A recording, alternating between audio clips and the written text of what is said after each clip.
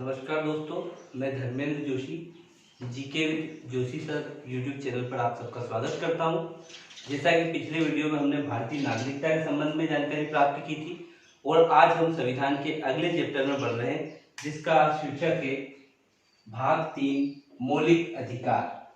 दोस्तों, मौलिक अधिकार क्या है और क्यों इन्हें दिया गया है या किसके लिए महत्वपूर्ण है और क्या इनकी प्रकृति है और कितनी इनकी संख्या है और इनमें संशोधन करने का तरीका क्या है, साथ ही ये कब संशोधित किए गए और कौन सा ऐसा संविधान का प्रसिद्ध वाद है जो इनमें व्यापक संशोधन को सहमति प्रदान करता है। सबसे पहले बात करते हैं मौलिक अधिकार। दोस्तों, मौलिक अधिकार वे अधिकार होते हैं जो देश के संविधान द्वारा प्रदत्त होते हैं। मौलिक अधिकारों की प्रकृति दो प्रकार की होती है।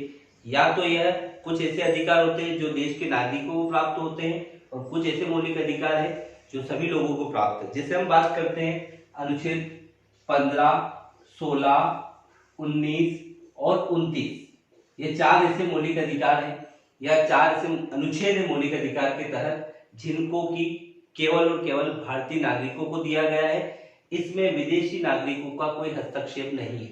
इनके अतिरिक्त जो भी मौलिक अधिकार है वो देश के नागरिकों को भी प्राप्त है और विदेशियों को भी प्राप्त है। भारत में मौलिक अधिकार की जो संकल्पना है या भारतीय संविधान में जो मौलिक अधिकार की संकल्पना है वो हमने अमेरिका या हम कह सकते हैं यूएसए के संविधान से ली है, जहां इन्हें अमेरिका में मौलिक अधिकारों को बिल ऑफ राइट्स के नाम से जाना जाता है और भारतीय संविधान में इन्हें फंडामेंटल राइट्स या मौलिक अधिकार के नाम से शामिल किया गया है।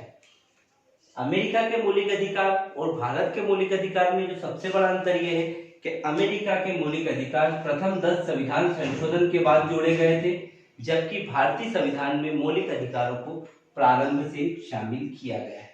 आज की जो वर्तमान स्थिति है उसमें अगर हम मौलिक अधिकारों को देखें तो वर्तमान में 6 मौलिक अधिकार है और प्रारंभ में जो थे वो 7 मौलिक अधिकार थे। दोस्तों, आज कौन कौन से 6 मौलिक अधिकार है वर्तमान में? इनकी संख्या 6 है और पहला है समता का अधिकार। दोस्तों, समता का अधिकार मतलब ये होता है कि सबके लिए एक समान इक्वलिटी मतलब समानता रहना। आपको अनुच्छेद रखने की बिल्कुल आवश्यकता नहीं है। केवल आपके सामने एक फ्रेम है कि 14 से 18 तक जितने भी मौलिक अधिकार होंगे वो सब के सब कहीं ना कहीं इक्वलिटी या समानता की बात करेंगे। फिर उसके बाद दूसरा आता है स्वतंत्रता का अधिकार। स्वतंत्रता के अधिकार में जो चर्चा की गई दोस्तों, इसमें 19 से 22 तक है और वे सारे मौलिक अधिकार इसमें आते हैं या वे अनुच्छेद आते हैं जो व्यक्ति की गरिमा और स्वतंत्रता को बनाए रखते हैं।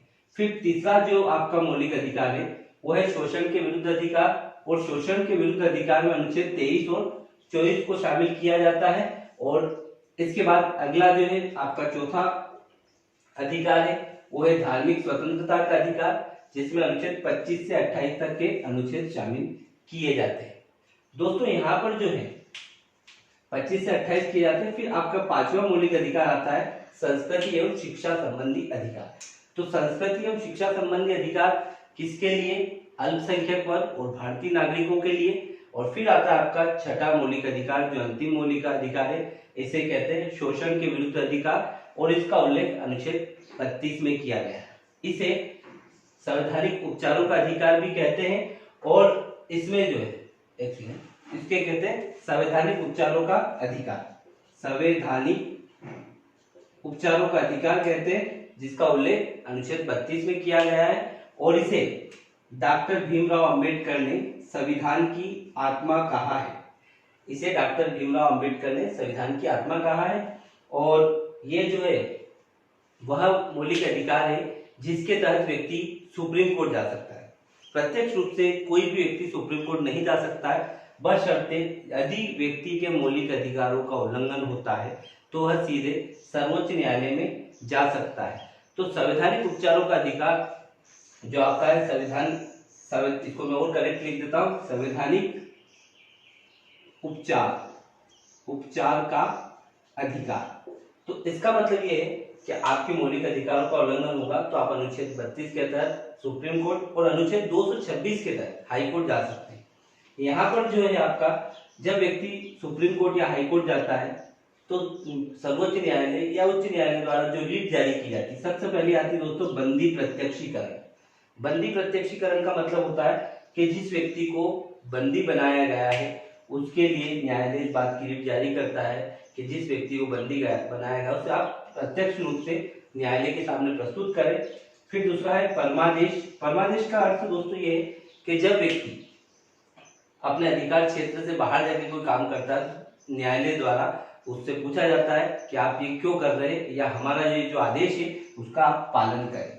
फिर आता है उत्प्रेषण। जब कोई वाद या अधिकार किसी अधीनस्थ न्यायालय या किसी व्यक्ति के अधीन हो, उसकी कैटेगरी में ना आते हुए या वो उस पे पूर्ण रूप से निर्णय नहीं कर पाता, तो ऐसी स्थिति में न्यायालय उसे अपने पास मंगवा सकता है। फिर आता है प्रतिषेध या जिसे हम निषेधाज्ञा कहते हैं, और इसका मतलब होता है कि सुप्रीम कोर्ट उस कार्य को वहीं का वहीं रोक सकता है। पांचवी जो है रीट है वो है अधिकार परीक्षा, कि अगर कोई व्यक्ति कोई काम करता है तो न्यायालय उससे पूछ सकता है कि यह काम आपने किस अधिकार से किया है। अब हम बात करते हैं कि प्रारंभ में 7 थे, वर्तमान में 6, तो कौन सा ऐसा मौलिक अधिकार है जो समाप्त कर दिया गया है। तो दोस्तों यहाँ पर जो है अनुच्छेद 31 और अनुच्छेद 19 है, जिसमें लिखा था संपत्ति का अधिकार 44वें संविधान संशोधन के द्वारा समाप्त कर दिया गया है, और इसके स्थान पर अब इसे अनुच्छेद 300A में प्रतिस्थापित कर दिया गया है, जहां संपत्ति का अधिकार मौलिक अधिकार ना होते हुए एक संवैधानिक अधिकार है, और इस अधिकार को अब हम मौलिक अधिकार के रूप में स्वीकार नहीं कर सकते। दोस्तों यहाँ पर एक महत्वपूर्ण वाद भी है मौलिक अधिकारों से जुड़ा हुआ, जिसे हम केशवानंद भारती वर्सेस केरल राज्य के नाम से जाना जाता है, और इसे 1973 में सर्वोच्च न्यायालय द्वारा इस पर निर्णय दिया गया था। इस वाद में यह निर्णय दिया गया था कि संसद संविधान के किसी भी भाग में संशोधन कर सकती है, बशर्ते सबसे महत्वपूर्ण बात यह है कि आधारभूत लक्षणों का उल्लंघन ना हो या बेसिक स्ट्रक्चर का इसका उल्लंघन ना हो। और उसके बाद अनुच्छेद 13 में आर्टिकल 13 में इस बात का उल्लेख किया गया है कि जब नीति निर्देशक तत्व को लागू किया जाता है तो उनको मौलिक अधिकार से ऊपर वरीयता दी जाती है या प्रमुख रूप से माना जाता है। फिर बात करते हैं मौलिक अधिकारों में, तो मौलिक अधिकारों में अनुच्छेद 20 और 21 दो ऐसे मौलिक अधिकार है दोस्तों जो किसी भी परिस्थिति में समाप्त नहीं होते। कारण यह है कि इमरजेंसी के समय या आपातकाल के समय 20 और 21 को छोड़कर सारे मौलिक अधिकार समाप्त कर दिए जाते हैं, और केवल 20 और 21 दो ऐसे मौलिक अधिकार है जो बचे रहते हैं। इसके अलावा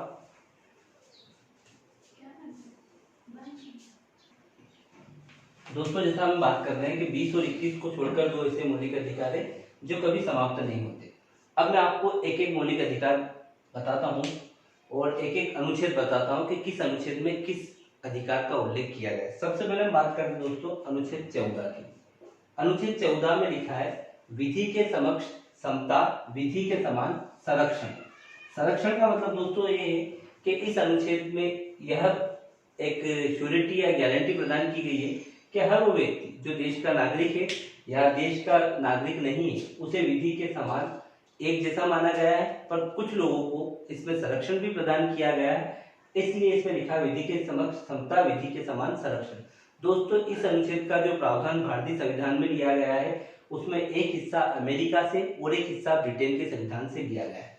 फिर आता है अनुच्छेद 15। अनुच्छेद 15 में लिखा है किसी भी व्यक्ति को धर्म, मूल, वंश, लिंग और जन्म स्थान के आधार पर विभेदीकृत नहीं किया जाए। जैसा मैंने आपको बताया कि अनुच्छेद 14 से 18 में केवल और केवल किसकी बात होगी, समानता की, कि कैसे देश में सभी लोगों को इक्वल किया जाए। तो धर्म, मूल, वंश, लिंग और जन्म स्थान के आधार पर किसी से विभेदीकृत नहीं किया जाएगा। और फिर आता है अनुच्छेद 16 जिसमें लिखा है अवसर की समानता। दोस्तों अवसर की समानता का मतलब ये कि जितने भी सरकारी पद है या देश में जितने भी पद उपलब्ध हैं वो सभी लोगों के लिए एक जैसे या एक ही योग्यता के साथ भरे जाएंगे। किंतु यहाँ आरक्षण का जो उल्लेख है वो संविधान के भाग 16 में उसका पृथक रूप से उल्लेख किया गया है या पृथक चर्चा की गई है। फिर आता है आपका अनुच्छेद 17 जिसमें लिखा है छुआछूत का अंत या एंड ऑफ अनटचेबिलिटी। संविधान का यह एक ऐसा अनुच्छेद है जिसका सबसे ज्यादा विस्तृत व्याख्या की गई है, जिसकी सबसे ज्यादा विस्तृत व्याख्या की गई। इसी के लिए भारत की संसद ने 1955 में सिविल अधिकार संरक्षण अधिनियम पारित किया और 1989 में एट्रोसिटी एक्ट पारित किया, जिसको हम बोलते हैं अनुसूचित जाति जनजाति अत्याचार निवारण अधिनियम। इन दोनों अधिनियमों को एमपीपीएससी की परीक्षाओं में भी इससे प्रश्न पूछे जाते हैं। फिर आता है आपका अनुच्छेद 18 जिसमें लिखा है उपाधियों का अंत। उपाधियों का अंत का मतलब है end of title. End of title मतलब वे लोग जो आजादी से पहले अंग्रेजों के साथ थे या जिन्हें हम मार्शल रेस कहते हैं, वो अपने नाम के आगे जो उपाधियों का प्रयोग करते थे उन उपाधियों को समाप्त कर दिया गया। वर्तमान में केवल एक तो सैनिक जिसको हम आर्मी बोल सकते हैं या सेना बोल सकते हैं, सेना और शिक्षा एजुकेशन, दो ऐसे क्षेत्र हैं जिनके लोग अपने नाम के आगे उपाधियों का प्रयोग कर सकते हैं, जैसे कर्नल मेजर या फिर सर जो पीएचडी करते हैं। तो शैक्षणिक क्षेत्र और सैन्य क्षेत्र को छोड़कर सभी प्रकार की उपाधियां वर्तमान में समाप्त कर दी गई है। फिर आता है अनुच्छेद 19। जैसा कि दोस्तों मैंने आपको बताया 19 से लेकर 22 ये जो अनुच्छेद है ये स्वतंत्रता के अधिकार के तहत आते हैं और स्वतंत्रता का अधिकार क्या कहता है, फ्रीडम ऑफ एक्सप्रेशन। सबसे पहले बात करते हैं हम अनुच्छेद 19। इसमें लिखा है दोस्तों अभिव्यक्ति की स्वतंत्रता। अभिव्यक्ति की स्वतंत्रता का मतलब ये होता है कि कोई भी व्यक्ति किसी भी स्थान पर जा सकता है, संघ बना सकता है, सम्मेलन का आयोजन कर सकता है, वृत्ति आजीविका के लिए काम कर सकता है, व्यापार कर सकता है, व्यवसाय कर सकता है और जो सारे देश में कहीं भी जाकर बच सकता है। जैसा कि 2019 से पहले जम्मू कश्मीर राज्य को लेकर इस संबंध में विवाद था, किंतु आज अनुच्छेद 19 संपूर्ण देश में लागू है। फिर दोस्तों आता है आपका अनुच्छेद 20 जिसमें लिखा है दोहरे दंड का निषेध। दोस्तों दोहरे दंड के निषेध का अर्थ ये होता है कि एक व्यक्ति को एक अपराध के बाद एक अपराध के लिए एक ही बार सजा दी जाएगी। मतलब एक अपराध के बाद अगर उसी अपराध के लिए दूसरी बार सजा नहीं दी जाएगी। मतलब इसको हम कह सकते हैं कि जिस व्यक्ति ने जो अगर कोई अपराध किया है तो वो एक ही बार सजा भुगत सकता है। दूसरा, जिस समय जो कानून होगा उसी के तहत सजा दी जाएगी। ऐसा नहीं कि अपराध करने के बाद आपने कोई दूसरा कानून बना लिया और उस व्यक्ति को सजा दी। इसके अलावा यहाँ पर जो है डॉक्ट्रिन ऑफ इक्लिप्स या आच्छादन का सिद्धांत भी इस अनुच्छेद में लागू होता है, जो इसी बात की व्याख्या करता है कि जब तक कोई नया कानून रहता है तो नया कानून बनते समय पुराने कानून को छुपा लेता है और जैसे ही नया कानून समाप्त होगा फिर पुनः स्वतः पुराना कानून जो है जीवित हो जाएगा। फिर आता है आपका अनुच्छेद 21 जिसमें है प्राण एवं दैहिक स्वतंत्रता। दोस्तों प्राण एवं दैहिक स्वतंत्रता का सीधा सा तात्पर्य है कि व्यक्ति अपने प्राण को बचाने के लिए हर तरह से सुरक्षित है।